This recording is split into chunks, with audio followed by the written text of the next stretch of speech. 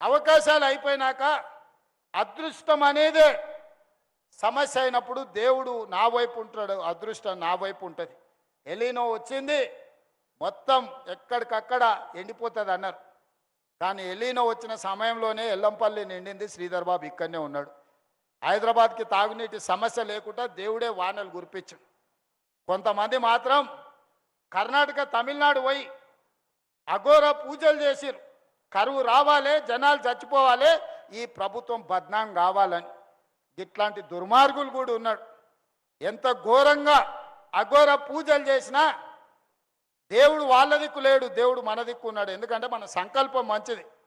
నేను గొప్ప తెలివికల్లో ఉన్నాను నేను చెప్పను, పెద్ద పెద్ద చదువులు చదువుకున్నానని నేను చెప్పను. కానీ 10 మందికి మేలు చేయాలన్న ఆలోచన నాకుంది. అది ఒక్కటి చాలు నన్ను దేవుడు కాపాడడానికి, ఆశీర్వదించడానికి. బస్తీలైనా ఏడైనా ముసలాం ఉంటుంది, ఆమె 10 మందికి మేలు జరగాలని ఆడపిల్లకు ఏదైనా ఆపద వస్తే పోయి కూర్చొని సాయం చేస్తుంది. ఆమెను అందరూ గౌరవిస్తారు.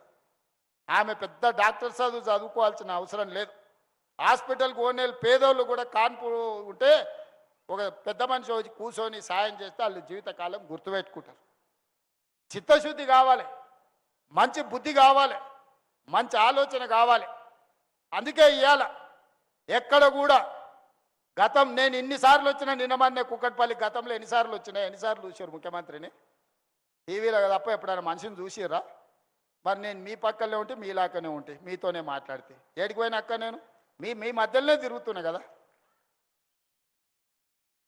అందుకే అక్క ఎవరు ఎన్ని చెప్పినా సంసారం నడిపేది మీరు, మీకు తెలుసు సాధక బాధక లేదో.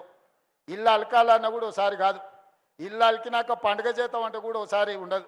పైసలు ఉండి పోతే కూడా కిరాణం కొట్టోడు బంద్ చేసుకోకపోతే మనం పాయసం చేయడానికి బెల్లం కొందామంటే వాడు దొరకడు ఒకసారి. అన్ని ఉన్నా కూడా ఒక్కోసారి అల్లు నోట్ల శని ఉన్నది అన్నట్టు ఉంటుంది. కేసీఆర్ పరిస్థితి కదే. అన్నీ ఆయనకున్న అల్లు నోట్ల శని ఉండి ఆయన మింగేసాడు. ఇవాళ మింగనీకి అఘోర పూజలు చేస్తున్నారు. ఇట్లాంటి వాళ్ళు అఘోర పూజలు అంటే ఏంది లేదు, శాతబడి చేస్తున్నారు. ఏది పక్క రాష్ట్రాలలో పోయి గిదా 10 ఏళ్ళు అధికారంలో ఉన్నోళ్ళు, 25 ఏళ్ళు తెలంగాణలో ఉన్నోళ్ళు శాతబడి పూజలు చేస్తారా?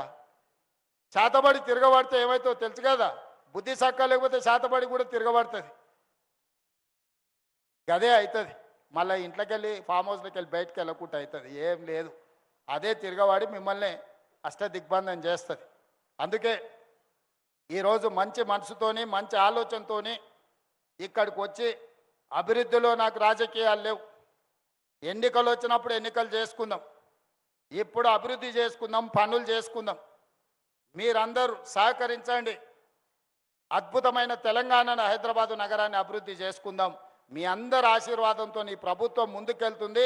ఒడిదుడుకులను ఎదుర్కొని అధిగమించి ఆర్థికంగా నిలదొక్కొని విధ్వంసమైన తెలంగాణను వికాసం వైపు నడిపించడానికి నాకు శక్తినివ్వండి, నన్ను ఆశీర్వదించండి.